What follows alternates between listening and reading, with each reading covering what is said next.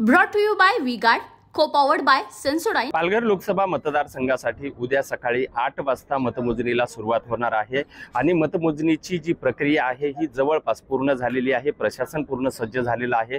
पालघरच्या सूर्या कॉलनीमध्ये गोदामामध्ये ही मतमोजणी ठेवण्यात आलेली आहे। आपण जर बघितलं तर कशा पद्धतीने या मतमोजणीचं प्रक्रिया जी आहे ही पार पडणार आहे। एकंदरीतच प्रशासनाने पूर्ण चोख अशी व्यवस्था या ठिकाणी करण्यात आलेली आहे।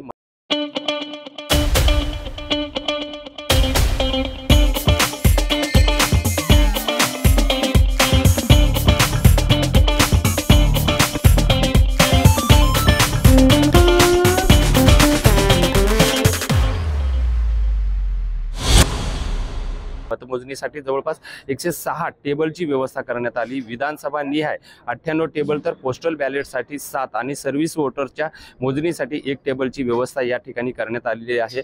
मतमोजणी टेबलवरती जवळपास 424 आणि कर्मचारी 400 कर्मचारी मिळून अशी मतमोजणी प्रक्रिया पार पडणार आहे। देखिए उनका काम है अफवाह से गर्मी बढ़ाना और हमारा काम है माहौल को ठंडा रखना।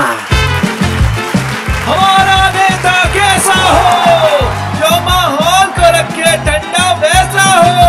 अब की बात वी-गार्ड एयर कूलर का चमत्कार। या सर्व पालघर लोकसभा मतदारसंघामध्ये 21,73,000 पैकी 13,73,132 मतदारांनी आपला या ठिकाणी मतदानाचा हक्क बजावलेला आहे। पूर्ण पालघर लोकसभेमध्ये एकूण 10 उमेदवार आपलं नशीब आजमावत होते।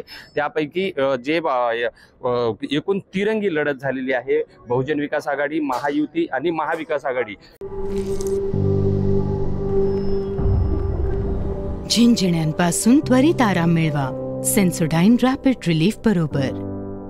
या 3 उमेदवारांमध्ये या ठिकाणी तिरंगी लढत झालेली आहे। आता उद्या मतपेटीमधून नेमकं कुणाच्या नशिबावर या ठिकाणी शिक्कामोर्तब मतदारांनी केलेला आहे हे मतमोजणीमधून स्पष्ट होणार आहे। मात्र जी उत्सुकता लागली होती मतमोजणीची ती आता काही तासावर येऊन थांबली आहे। विजय Gaikwad, TV9 Marathi, Palghar. Brought to you by V-Guard, co-powered by Sensodyne.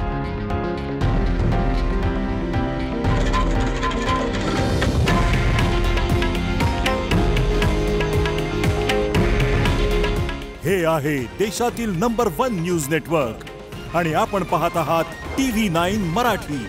काळजी तुमची, हित महाराष्ट्राचं।